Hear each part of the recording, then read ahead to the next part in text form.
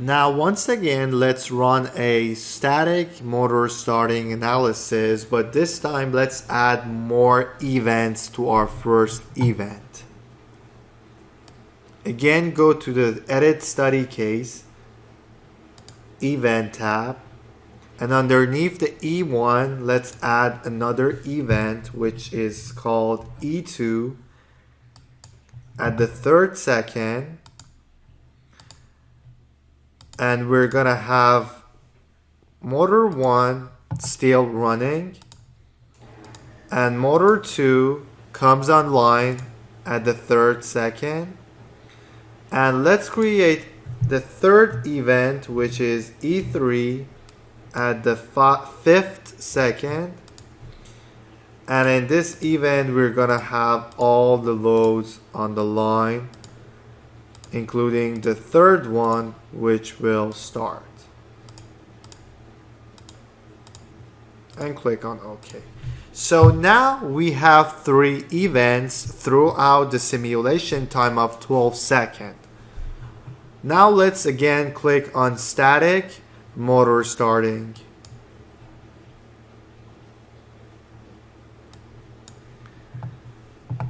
This time we will see that again bus 2 is on the marginal region because at the 1st second motor 1 starts, and for the almost 4 seconds its voltage level it's under 94.2% of its nominal voltage.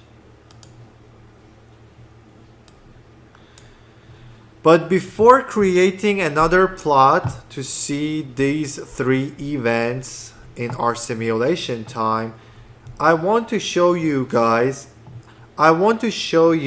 how we can set the marginal and critical limits so that it will appear inside our alert view. Once again, click on Edit Study Case and navigate to Alert tab.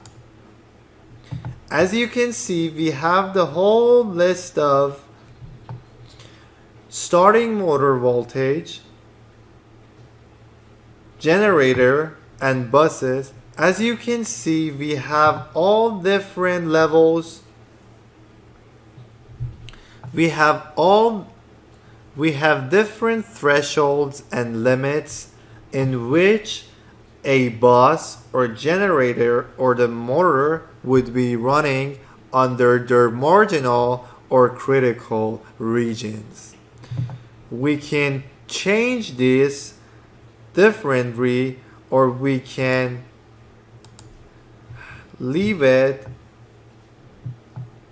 We can change all the fields differently by hand, but we can change all the fields manually, but as a default they are set to these numbers. Like for the bus voltage, when the motor starts in the inrush, we will be in the critical region if the bus voltage is on 80 or below 80% of its nominal, and also it's in marginal region if it's on or below 90% of its nominal voltage, and so on and so forth. So this is basically the reason why we are having bus 2 in the marginal region, because it is gonna be operating under 94.2% of its nominal for the 4 seconds of motor 1 acceleration time.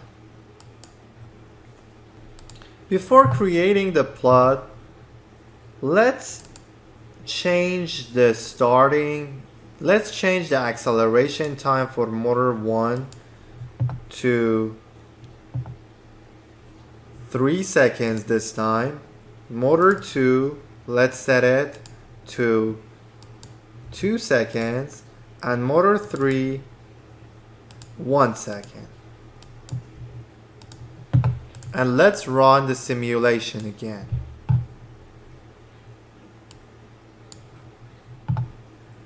Now create the plot for bus 2 voltage level. Again, make the plot more legible by changing the settings.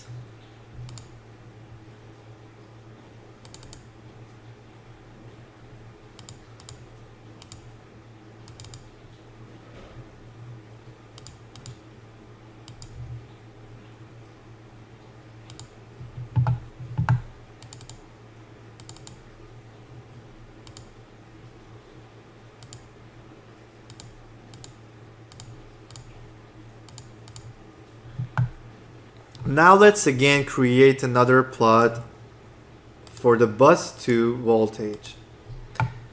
And again change the setting in a way that we're gonna have a more vivid image of the voltage curve.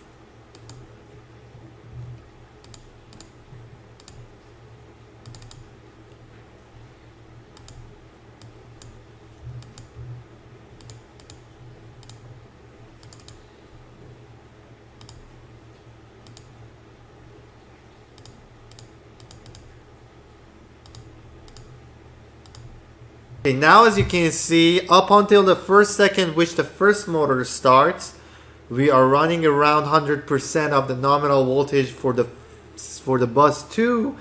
Right on the first second, motor 1 starts and we have a voltage dip around 6%, and that's why bus 2 is in its marginal region. After 2 seconds, right on the third second, the second motor joins the motor 1 and it starts. That's why we have another voltage dip. It's because the first motor is still accelerating and the second motor in rush makes the bus 2 voltage drops down another 3%. Now it is running around its 91% of its nominal voltage. And right on the fourth second is when the first motor runs under its steady state mode, and that's why the amount of inrush is reduced, and now the bus is running under its 95% of its nominal voltage. After a second, we have motor 2 running on its steady state 2, which is the 5th second, and that's when the third motor starts and joins the rest of the crew, and another second for the third motor, and that's when at the 6th second the whole system is steady, and from 6th second on we are running around 99% of the nominal voltage at bus